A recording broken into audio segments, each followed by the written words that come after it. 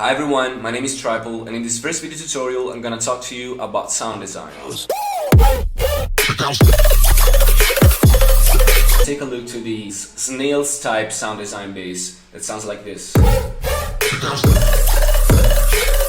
This is the first drop of my Butterfly Doors bootleg that I put out recently. As you may imagine, this sound is made in Serum because yeah, I love Serum. I use that for basically every sound I do, and what I want to say about this sound is that it came out pretty randomly, like most of my sounds, because like I started to work on this sound taking a preset I used in Bad Trip. There's another track I made, and it sounded completely different, and just experimenting with oscillators, filters and stuff like that, I came out with this sounds more like Snails. So what I would always suggest to you is to experiment a lot, play with all the parameters you have, like the frequency modulation, the filters especially, and you will see that even from basic shapes like basic oscillators, you don't need to go like to take complex wavetables, stuff like that, that can even be more complex or more difficult to edit after that. I think it's better to start from a simple wavetable to obtain like a fuller sound and to be able to edit it easier and to modify it with filters and stuff like that. So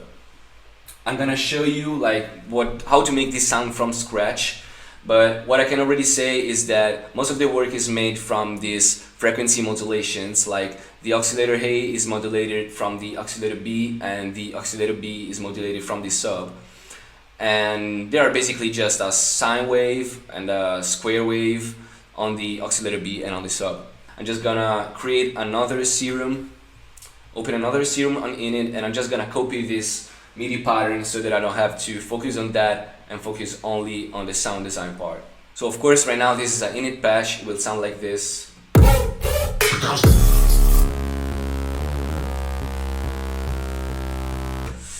And it's pitched down of course because I already made this envelope on the MIDI pattern here that moves in a specific way, and after this I'm gonna show you why it goes up in this point. So as this is an init patch, we're gonna start from the wavetables. As I told you, this is the main part, so we're just gonna start from basic shapes right here, 1 and 2.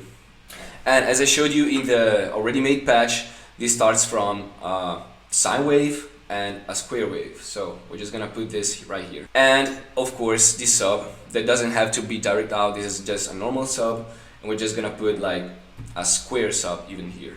So main of this particularity of this sound is made by the pitch of the oscillators actually, and after that the modulation. So we're gonna start by a -3 on the octaves of the first oscillator on the sine wave, and a +3 on the square wave. After this we're just gonna simply make a frequency modulation from oscillator B to oscillator, from oscillator B on the oscillator A. So I'm just gonna do this way here.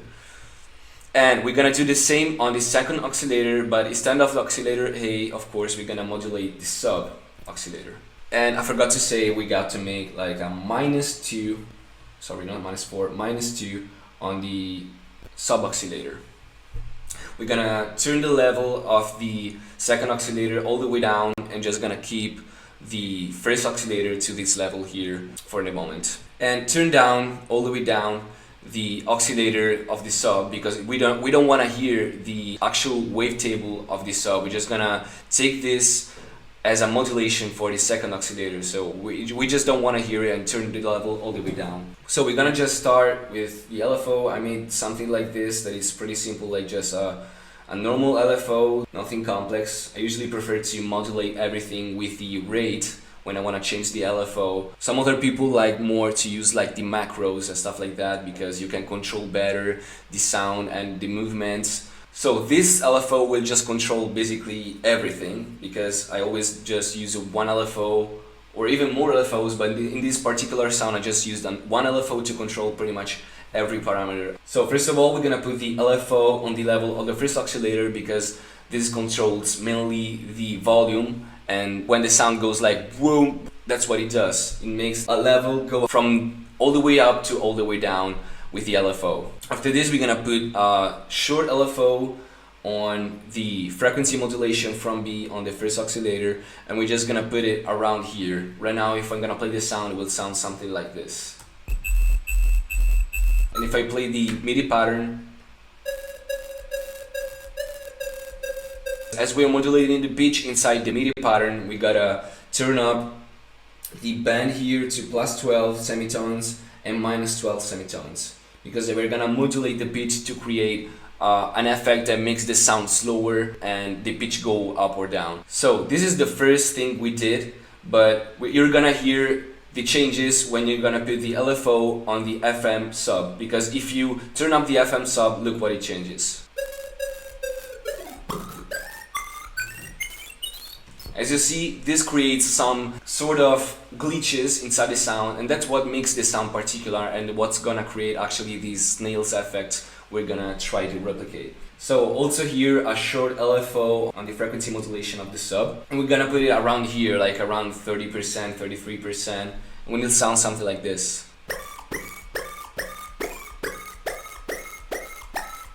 As you hear, the sound is not what we're trying to do right now, even because most of the part comes from the post-processing work I did after the serum or on the effects. We don't want the oscillator to come up too fast because it creates a sort of bubble at the beginning.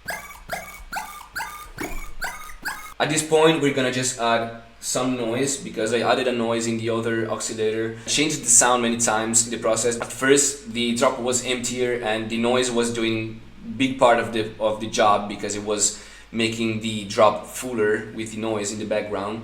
But after this, like, I changed it a lot, I reduced it a lot because I added many things in the background. So we're just gonna put a bright white, that's what I use the most, and not turn it all the way down, but like give it a little piece between the level 0 and the beginning of the LFO. And you're gonna turn it up like around here, like a little bit more of 50%, and it's gonna sound this way.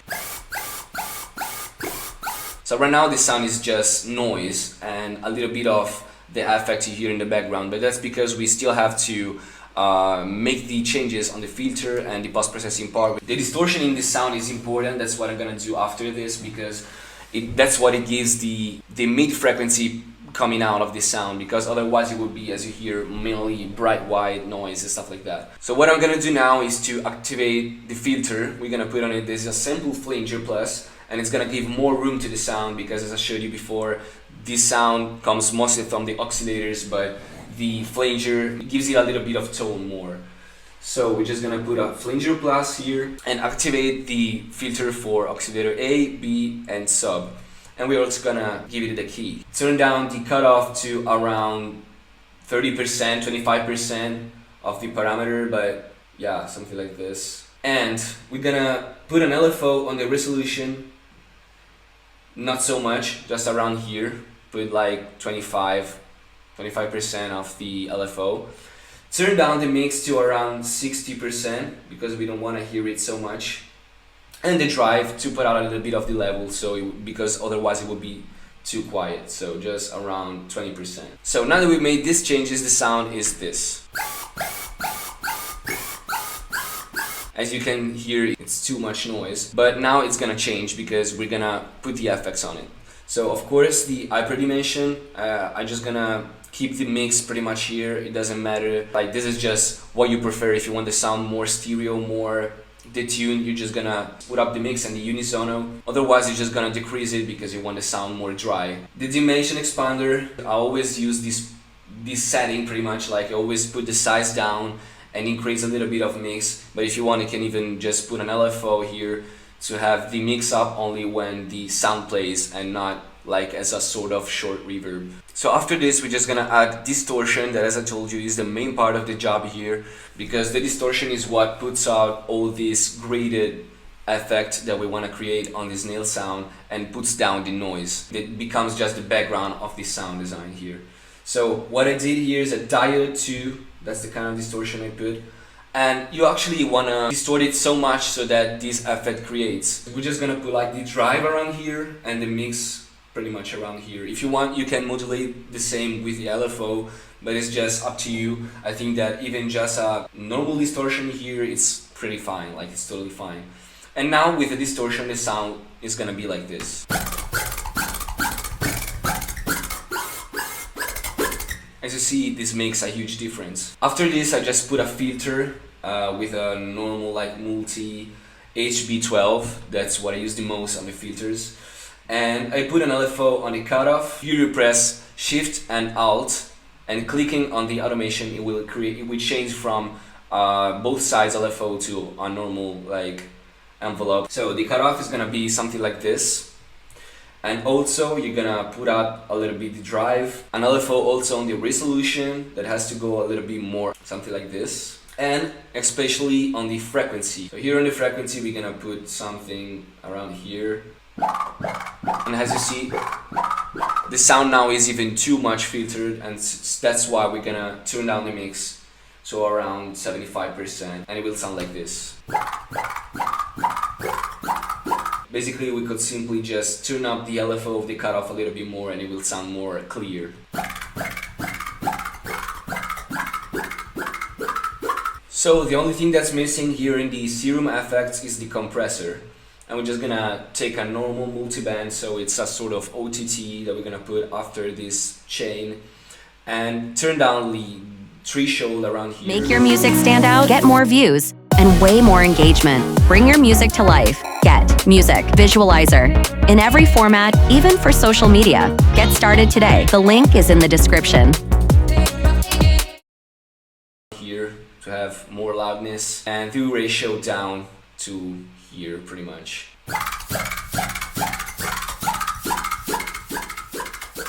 So yeah, that's already closer to the sound we are trying to create. Now, as you hear, the modulation of the pitch makes something pretty weird, because right here it's like this. As you hear, the sound becomes lower because the first oscillation, that's what makes the graded effect, becomes slower.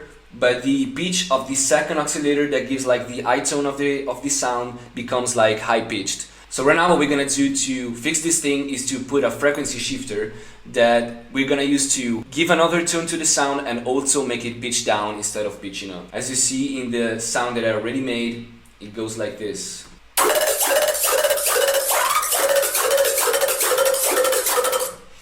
That's why we're using the frequency shifter after the serum, because we want the sound to pitch in the proper way and to control it properly.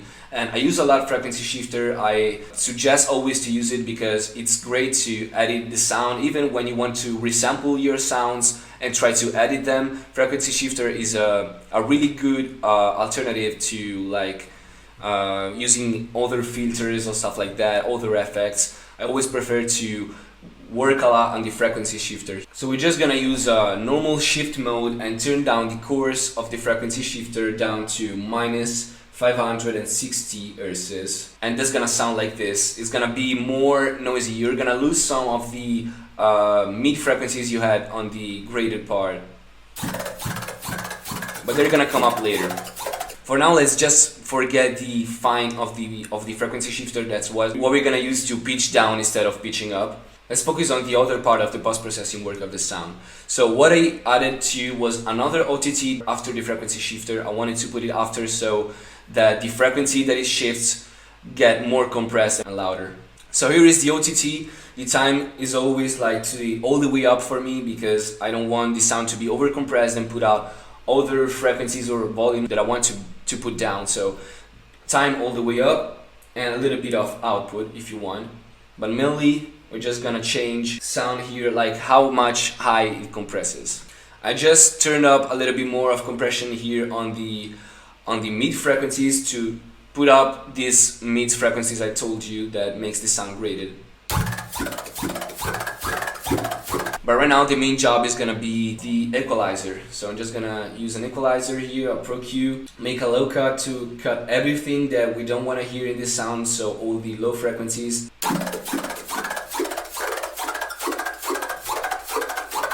Around here. Turn down the output of the OTT because it's going in red and we don't want the output to be over 0 decibels because it will create distortion that we don't want and clipping. It's better to create like manually the distortion using a saturator or stuff like that. We don't want the sound to go in red because it will clip. So mid frequencies. So when I made this patch, I wanted to put up all the high frequencies and the mid frequencies and put down these high mids that often are pretty noisy and we don't want them to be here. So just already this mid sound comes up. So after the EQ, I'm just gonna put a dimension expander to give it a little bit more of room, because in the first dimension expander we kinda cancel the effect, because after that we put a diode that destroyed the sound, like the distortion. But right now we're gonna just put a little bit of dimension expander size all the way down, and the dry wet around here, so always like 20%, 25%, something like that. After this, as you hear that the sound is still pretty much noise, and it sounds even a little bit weak, because if we had to play the sound now, it will sound really low in volume and it will not have so much harmonics. So what we want to do right now is to add an overdrive that puts up all these mid frequencies that we need. Now as you hear, it's different, it's already closer to what we're trying to create, because we are distorting, like we are saturating over the high frequencies and the mid frequencies, and we are cutting around here to remove the lower frequencies that may disturb the sound. We're gonna keep the drive around here 50% and put the dynamics almost all the way down, like around 10% or something like this. After this, what I did is pretty much all about saturation and make the sound stronger and mix down of the sound to complete it with the drop. But this is totally up to you. Like, this is pretty much how to make this sound design part. But after this, you can play whatever you want. Like, you can experiment with effects, with more sounds, with more room. So after this, I just put an Ozone 8 to control the stereo image. As you see here, it's really stereo. And I'm just gonna turn down the mids here. Like, I always put all the way mono under 200 Hz or something like that, sometimes even upper, like 300. In this case, the sound is totally mid and high frequencies, so we can turn it up a little bit more just to be sure, but mostly we're gonna turn down the width of the band 2, so the mid frequencies more, because the sound is really stereo. So this is gonna be pretty much the setting. I like to have this sound that has mids like in stereo, but mostly the highs that have to be on stereo, because you have to imagine the imager like a sort of tree. So the most the frequencies are low, the most that should be in mono, especially the basses. The low frequencies always have to be totally mono. But this is another part of the story. I'm gonna talk about the imager in a specific tutorial about mixdown. For now, let's just focus on the sound. After this, I put volume Valhalla room, but this is not important right now because this is just to create the effects of the reverb when the sound goes on. For now, the most important thing is to use the Saturn. This is a multi-band saturator, and I use it a lot like on my sub basses and on the sounds in the drop that have to be louder and saturated more on some specific frequencies. So that's actually cool. And I always turn down in this point. I put a clean tape so that I'm sure that it doesn't distort all the way down, and turn it down here. So as we see here, it starts to go up, and we're gonna cut until 250. Here we want the mid frequencies to come up because we're still hearing too much noise on the high frequencies. So just warm tape, more distortion, and a little bit of volume.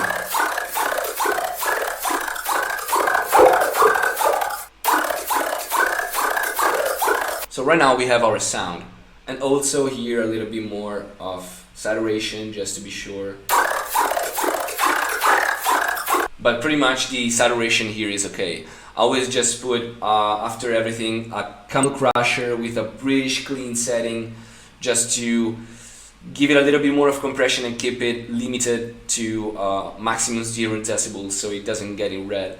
But we still have to be sure that any output of the plugins is in green, so always under 0 decibels. This is pretty much the compression that we do, around 60%, nothing more. So right now that the sound is pretty much complete on the mixdown part, we're just gonna come back to the frequency shifter and make the automation on the fin so that we can actually hear it properly. We just turn down the fin by here, just trying to hear when the sound is pitching down but not too much so that the sound is ruined, you know what I mean? So this is gonna sound like this.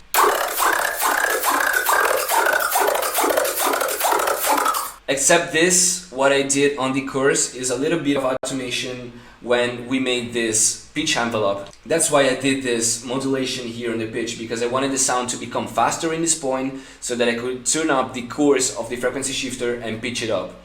And this is how it sounds if I pitch it up. So in this point, I was wrong, it's not like this, it's here when I put the pitch up on the envelope. And I just automate it to from minus 560 to 0 here, and then it comes down again. So yeah, the sound right now sounds like this.